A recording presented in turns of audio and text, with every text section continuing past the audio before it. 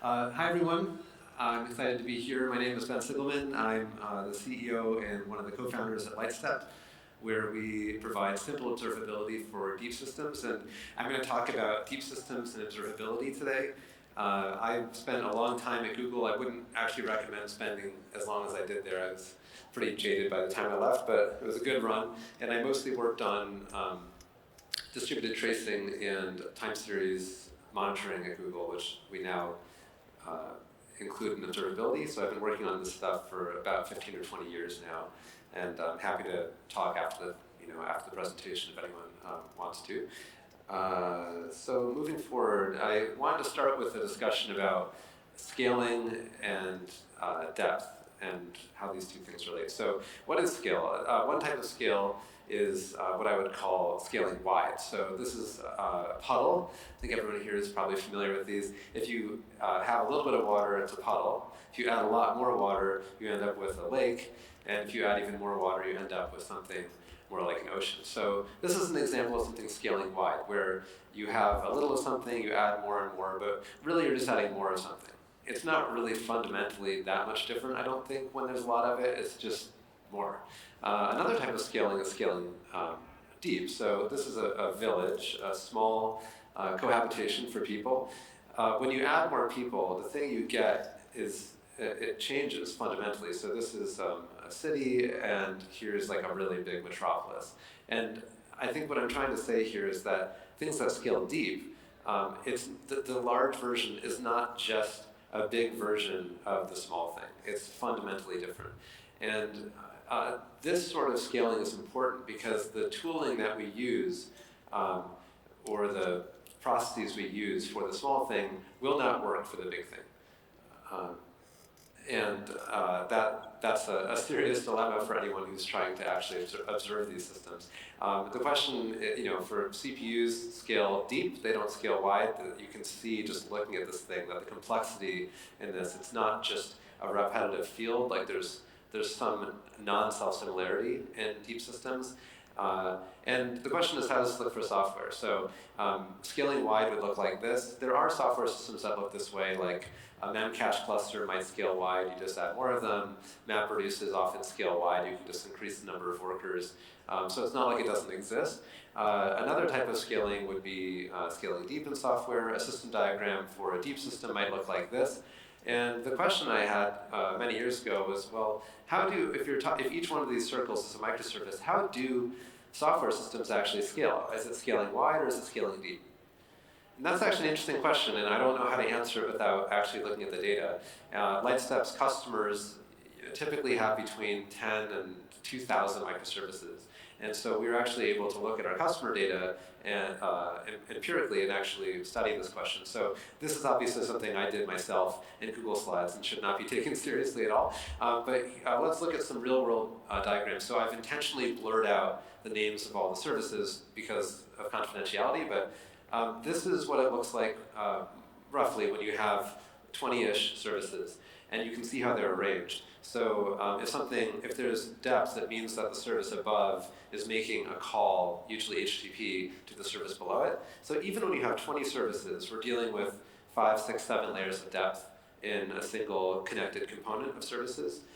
When you move to more like 50, it looks like that. When you move to hundreds, it's so big I can't take a screenshot anymore. And when we have customers with thousands of services, suffice it to say, it's really crazy. At Google, we saw this as well. Like a cache miss in Google Web Search goes literally 30 layers deep before it hits the bottom, and it comes all the way back up to the top within about 150 milliseconds.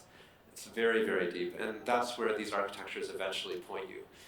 So I feel pretty confident in saying that microservices at scale are not just wide, but they're deep. And that's a really important thing to observe because deep systems, as I was saying, are not just big versions of small systems, and they're going to require different tools and technologies. So I would define deep systems as architectures that have more than 4 layers of independently operated services. And the independently operated is important because that means no matter where you are in the stack, someone else could be making a change. And that's the whole point of microservices, is that we can enable developers and DevOps to make a change and push it to production all in one fell swoop. It's very powerful and enabling, but it also means that change is totally continuous And every time something changes, something can break, and the layers in the system actually create a lot of opacity. What do deep systems sound like? So it might sound like don't deploy on Fridays. This is basically saying it's so scary to deploy software that we're going to reserve, we want to have at least more than one day to understand what could go wrong. It might mean, like, where's Chris?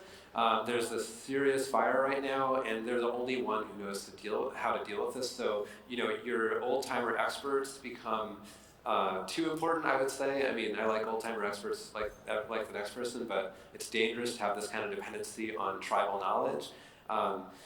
There's a lot of infighting between teams. People will literally disagree about the state of reality, like, is it my service or your service that's responsible for this problem? Both dashboards say that they're healthy, but empirically that someone is not doing the right thing.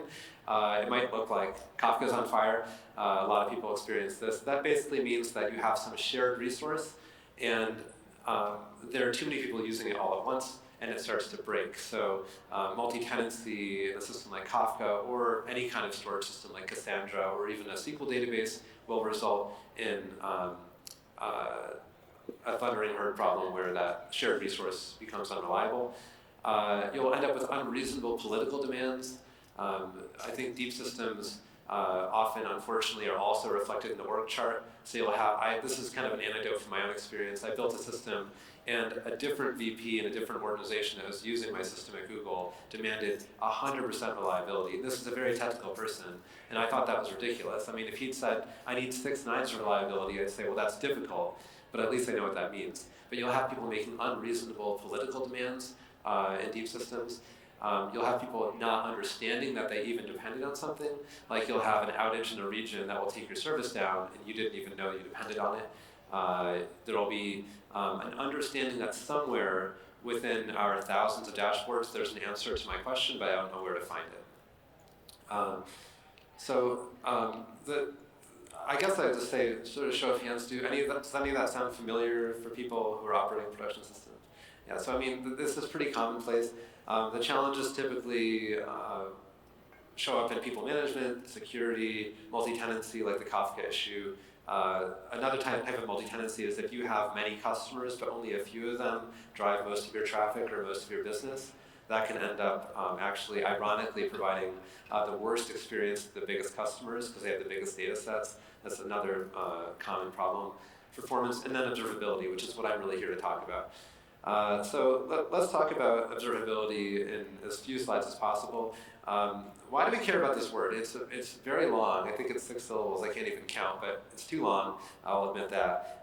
And it's kind of a passive word. It sounds sort of like you're just looking at a system and you're not really doing anything, which is not actually a good position to be in if you're trying to fix problems.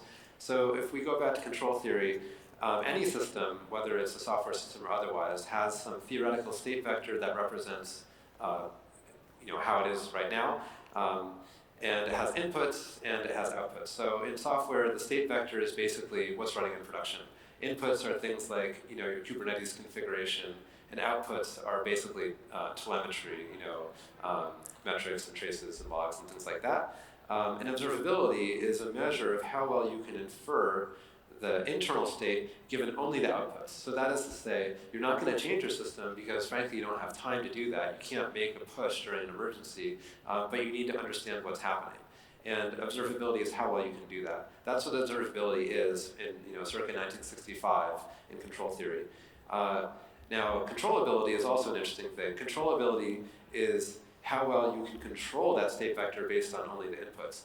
And it's actually pretty fascinating. I don't have time for it in this talk, but mathematically speaking and theoretically, controllability is the dual of observability, which basically means anything you do to improve observability is probably also going to improve your controllability. Controllability is very important. And to me, this is like this giant, mind-blowing thing. Like, oh my God, that's why this matters. Because if you have good observability, you probably have good controllability. And controllability is a big deal if you're dealing with an incident or trying to make things faster.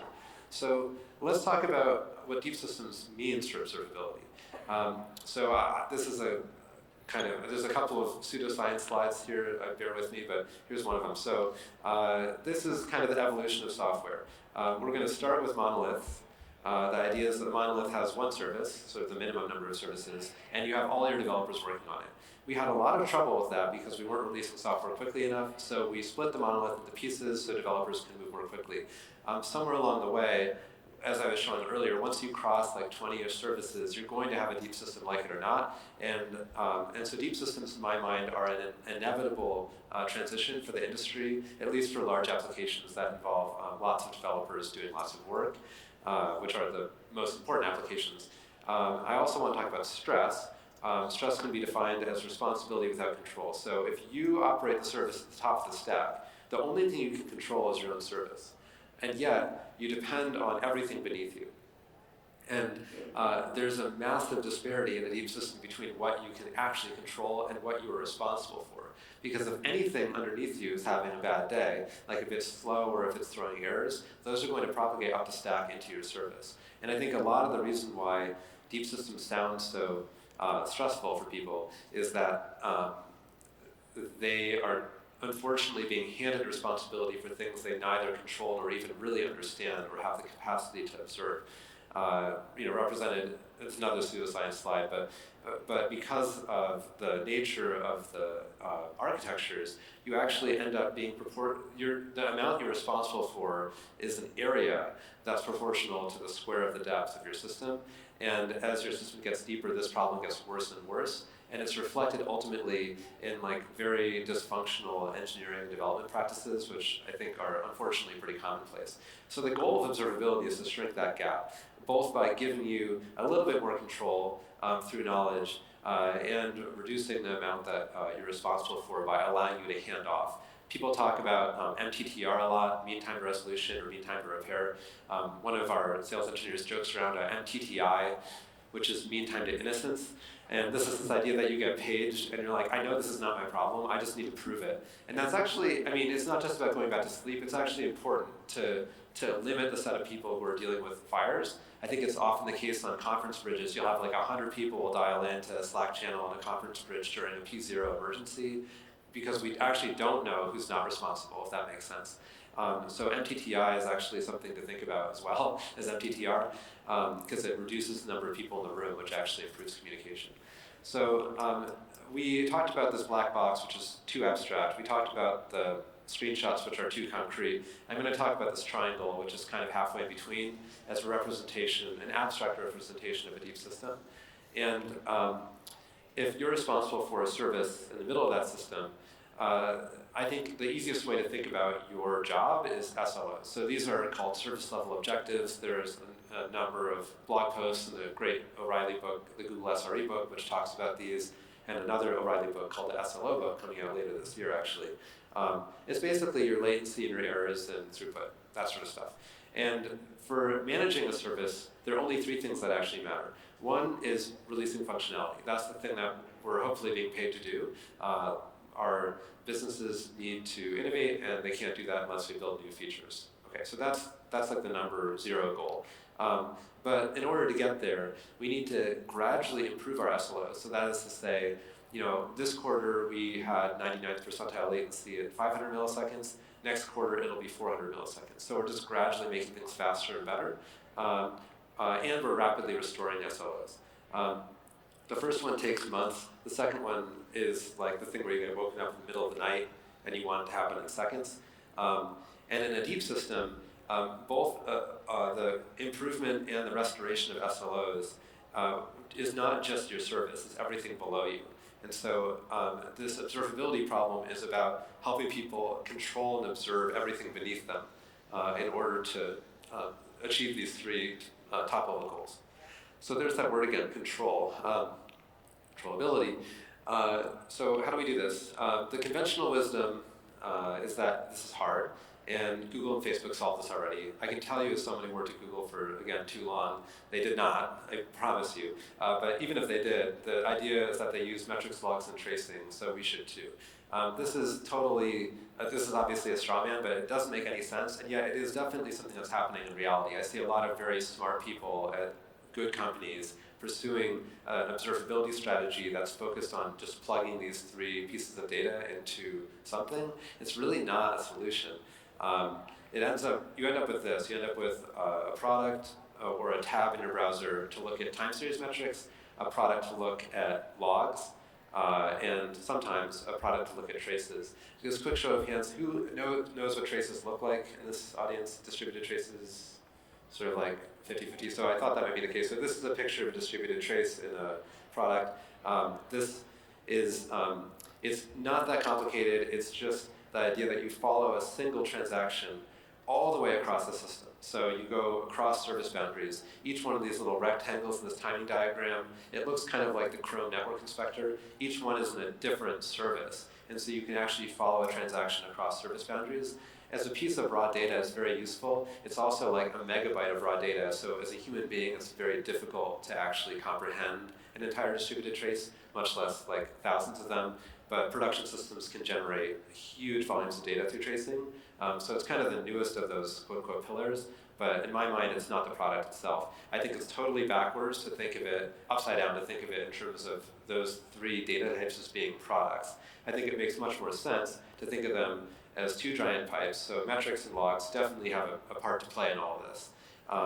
But the trouble is that if you're at the top of the stack, you have to understand, or you have to at least account for all of the metrics and logs beneath you. In that example earlier about this theoretical Chris person who's the expert, what Chris knows to do, it's not that they know, they're not smarter, they just know which metrics and logs to ignore. And they will take the problem and immediately hone in on a small set of possible solutions. The goal for observability in a deep system is to automate that process. And I would say that without traces, it's hard to do that unless you're an expert. You have to basically go through all of it in your head anyway and figure out where the problem is. Some people try to sprinkle traces on this. If there's one thing you take away from this talk, it's that traces are not sprinkles. You not sprinkle them on top of those two products. They have to actually recast the way you look at metrics and logs. The right way to think of it in my mind is that you have your system, you get tracing data out of it. Again, I think people can look at those traces and there's nothing wrong with that, but that's not the point. The point is that the traces are the only thing that provide context about where in the system the problem is. So they will tell you where the hot path is. In this case, I've highlighted that in red. And they will help you focus your analysis on only that hot path. So this example, there's only, 6 services in this example. No, that's 7, sorry, I'm not good at counting. 7 services in this example. In production, this will be much larger, and it's extremely valuable to have tooling that knows how to eliminate hypotheses. It's not that that solutions are going to provide the correct answer, but they will eliminate 90% of the incorrect answers for you if they can use tracing data correctly. So coming back to this diagram, we get context from the tracing data, and that can reduce our analysis to only the relevant metrics and logs, which is a massive, massive, it's not just a little improvement, it's a major structural improvement in what we're actually doing. And the cognitive load and the stress of operators goes down. So we've gone from requiring an understanding of the entire triangle to just one path through the triangle, and that's a massive improvement. Again, this is our goal. I think that's how we accomplish this. We've dealt with this exponential growth of responsibility. All right, so the reason my laptop is on here, I thought that this talk would be kind of interesting, but also very abstract, and it might be good to try to do a live demo. The conference Wi-Fi turned out to be maybe a little suspect for this, but we'll see how it goes. I have some screenshots if this is a total debacle, but I'm going to try and go through this really quick. So we've got about 4 minutes left, and to be clear, this is really not about any particular solution, but more just trying to illustrate this in a concrete way. So here we have a system that has roughly 20 services, and let's say that I'm responsible for this product and it has an iOS app, and I know that all I know is that there's an issue with inventory. So I want to focus on inventory. It's pretty easy to see where the anomalies are here. This is showing latency. So I don't think it's novel or interesting to see what a latency graph that has anomalies in it. I think all of us see those all the time. Of course, the problem is if you're an operator and this is all you've got, your next step is either to dig into a bunch of logs or to open up some other dashboards and see other things that are correlated with this spike. That's problematic because in a deep system, it's not that nothing's correlated. There's a lot of things that are correlated, but everything's going to be correlated with it. If you have a failure at the bottom of your stack, it's going to propagate up and out, and you're going to end up seeing that in many places. Like if your database is having trouble, or especially if your network is having trouble, you're going to see spikes everywhere. So during an actual emergency, looking for correlations visually is actually kind of a rough way to debug something like this. What you want to do is click on it and just investigate the regression. So you can do that. You can say, this is the issue. I know that I'm getting in trouble because our actual human beings who use our product in iOS are having trouble looking at inventory or whatever the case may be. And then we can set a baseline when things look normal. And that's all the observability system should need in order to understand what's changed. And indeed, you can compare those two things, and this can be automated and so on. But now you're starting to see something that's actually interesting. So here we have a histogram showing the performance of the regression, which is in yellow, and the baseline, which is superimposed in blue here. And you can see very obviously that there's this little patch of performance, bad performance, slow performance on the right here that isn't present in the baseline at all. And what we'd like to do is to understand what's causing that. It is possible, like we could look at like a ton of traces and just try to figure it out ourselves. As I said, these things are actually very big, and that's a very difficult thing to do. We do know the problem's not in the iOS app. Another thing is the observability solution could actually take many, many thousands of traces from the regression and many thousands of traces from a baseline and do kind of sophisticated statistical analysis of both and understand that there actually are some things that are highly correlated with slowness. If, for instance, if this tag item type items is set, there's a pretty strong correlation. And if large batch is set, then there's a very strong correlation. The interesting thing here is this large batch tag is not in the iOS app. It's way below. And what we've gotten here is a clue, a very good clue actually, that we can explain all of this latency by looking at large batch. If we want to see the larger system,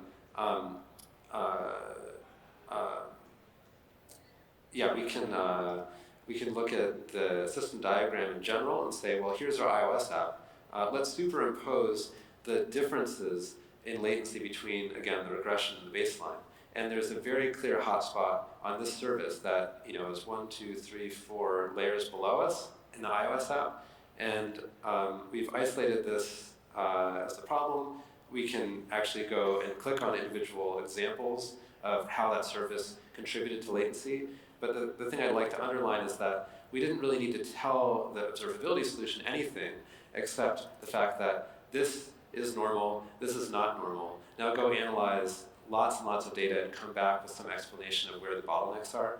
And in my mind, this is much more powerful. We can then use this to inform our analysis of logs. Like I can go and click on one of these things, and this is a kind of Wi-Fi fail here, but if I zero in on the bottleneck here, there actually are logging statements that explain what was happening here. We started our cache write, and we finished it almost over a second later, and that's not good.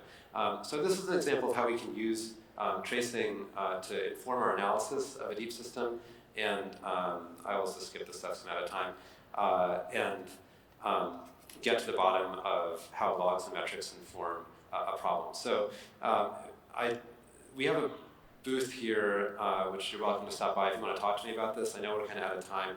And you can also check us out online, and you can actually play with this stuff yourself without signing up for anything or sending data. But thanks for your attention. I'll take questions at this point.